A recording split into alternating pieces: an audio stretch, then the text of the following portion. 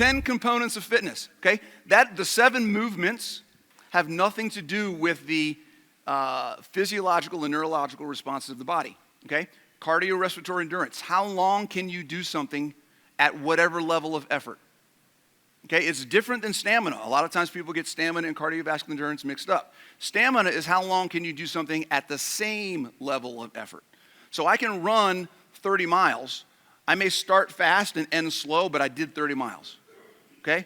I may only be able to run 2 miles, but I have the same speed the whole time. That's stamina. Okay? Strength, how much can you move? What is the most weight that your body can move in any of the 7 essential movements? How much can I squat? How much can I deadlift? How much can I push? How much can I pull? Okay? How flexible am I? Can I move my body, my arms, my joints in all their different ranges of motion without hurting myself? Okay? More importantly, can I do that with weight or in resistance to weight? That's what we call mobility, right? I can put my arm out here, that's great. Can I put my arm out here and hold something? Or put my arm out here and push away because something's trying to get at me? Right? That's mobility, and that's what we're looking for there. That's a combination of flexibility and strength. Speed, how quickly can I move? Particularly first thing in the morning getting out of bed. Right? Coordination, how can I feel and control complex movements? Can I pat my belly and rub my head at the same time?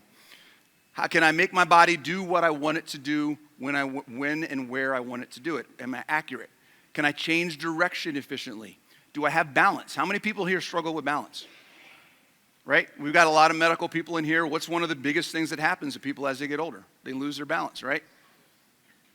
Okay? We want to maintain that. All of these things are components of fitness. Now, here's the cool part. We talk about physiological and neurological. They're split up. These components of fitness, some of them require physical effort in order to improve. Okay? Some of them are a combination of neurological. How well does your central nervous system respond to the stimulus and then coordinate that response with the physiological? Okay? That's where power and speed are. Power and speed are a combination of the physiological and the neurological. If you talk about just the neurological, what are the things that we need from our central nervous system in order to be fit? Okay, coordination, accuracy, balance, agility, those are responses of how well your neurons are firing, how well your brain is communicating with the rest of your body to manage your movement. Okay? Just as a side note, what's something you guys can eat that's going to help that process? Salt. Hey! I love it. I love it. All right.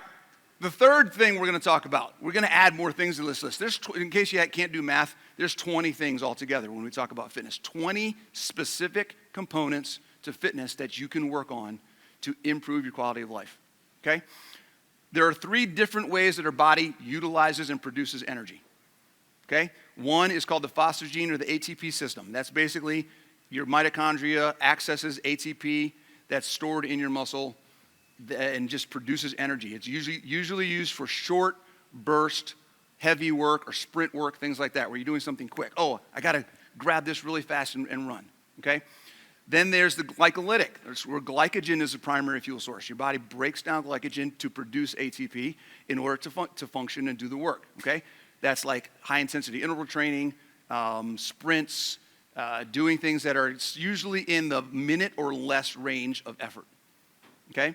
And then there's the longer stuff. When you're going for a run, you're doing oxidative priority, which is basically burning fat.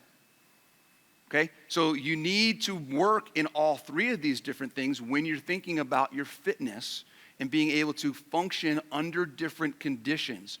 Sometimes you may encounter something where you need to work all day long and you need to be really good at fat burn. There may be something that is quick and dirty, like, I don't know, chasing a dog around a yard because you're trying to take it to the vet and it doesn't want to go. That's going to take a couple minutes of you moving around fast where you need to be able to burn glycogen. And then there's going to be some things that are quick and heavy, like lifting a sofa into the back of a truck, that you need to be really good and have that ATP access, and your body needs to be able to be good at doing that. Okay? There are things in life that we are designed to handle, But if we don't train our body to handle them, we won't be prepared. Okay? So that's the third object, right? So we've got physiological, okay? 7 things you need to train. We've got the physiological and the neurological, the 10 components of fitness, and then we've got the 3 metabolic pathways that you need to work on.